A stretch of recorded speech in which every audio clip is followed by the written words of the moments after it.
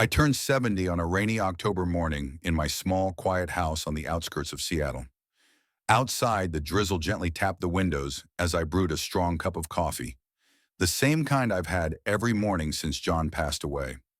It's been nearly 8 years since I started living alone. At first, I thought I would never find laughter again, but life has its own way of healing. I'm writing this not to talk about sorrow, but to share a journey of learning how to live alone in old age. Not everyone desires it, and not everyone is ready for it.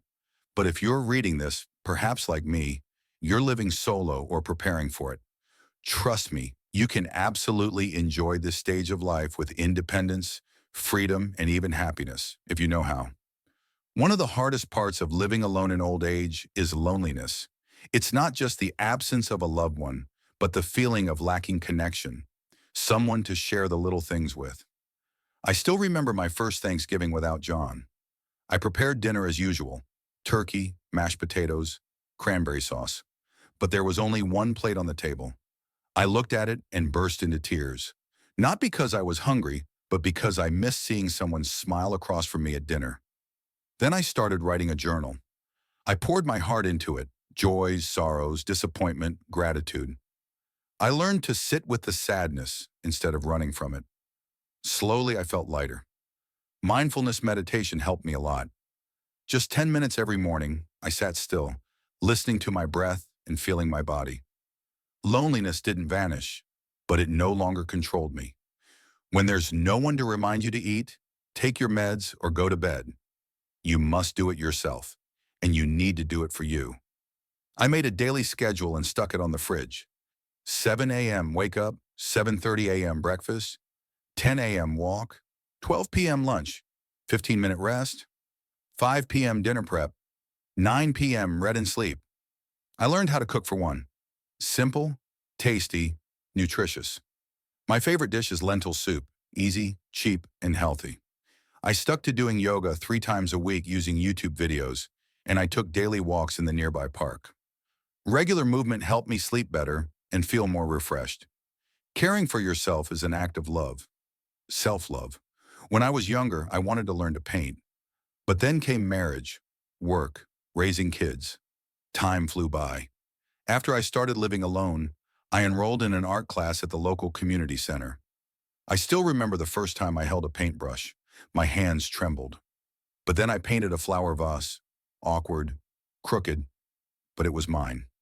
Since then, I've gone to class every week. Not for anyone else, just for the joy of it. Joy can come from little things: planting a pot of herbs, learning to bake, listening to classical music, or just reading a book in the morning sun. Happiness isn't grand. It lives in the everyday moments we allow ourselves to enjoy. I used to think, at this age, what's the point of making new friends? But then I met the Coffee and Laughter group, 5 senior friends who meet every Tuesday morning at the park with coffee in hand, sharing the highs and lows of the week. I learned to use Zoom to talk to my grandkids in Boston, and joined the Facebook group Women Over 60 Living Solo, where thousands of women share stories and advice. Social connection doesn't have to be loud or big. You just need a few people who understand you, who listen, and whom you listen to. That's enough to keep the heart from feeling alone. I had always dreamed of taking a solo RV road trip. After retirement and living alone, I planned for it. And when I was 68, I did it. I drove from Washington to New Mexico, stopping in small towns, visiting national parks, stargazing at night.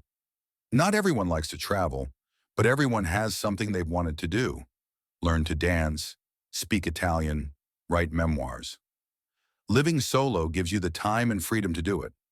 I even took an online art history course from a community college. Each week I looked forward to class. Even on Zoom, I felt young again. Living alone means handling everything yourself, and finances are a key part. I use an Excel spreadsheet to track my budget: pension income, monthly expenses, savings, emergency fund. Each month I review and adjust. I cut unnecessary services, switch to cheaper providers, and use senior discounts at the grocery store, museums, and on public transport. I learned to spot phone scams and never give out personal info unless I'm sure. A little caution goes a long way. Living alone doesn't mean living without love. I have a neighbor named Linda. We're not dating, not romantic, but deeply close. Sometimes we hold hands when walking. That touch means the world. If you want to date, why not? There are trustworthy dating websites for people over 60. I tried it, not to find a great love, but just to talk. Love in old age doesn't need to look like it did when we were 20. Sometimes a warm hug, a caring text, a quiet afternoon sipping tea together is more than enough. This morning, as I made my coffee, I looked out the window.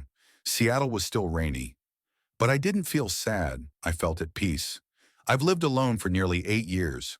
I've learned to cook for one, laugh alone at old comedy shows, chat with new friends, and most importantly, I've learned to love my life as it is. I don't think I've been truly alone all this time. I've lived with freedom, with my own choices, and with all the things I once neglected because I was busy caring for others. If you're living solo at 60, 70, or 80, know that life still has so much left for you to explore, and you are not alone. We are living and still living fully in our own way.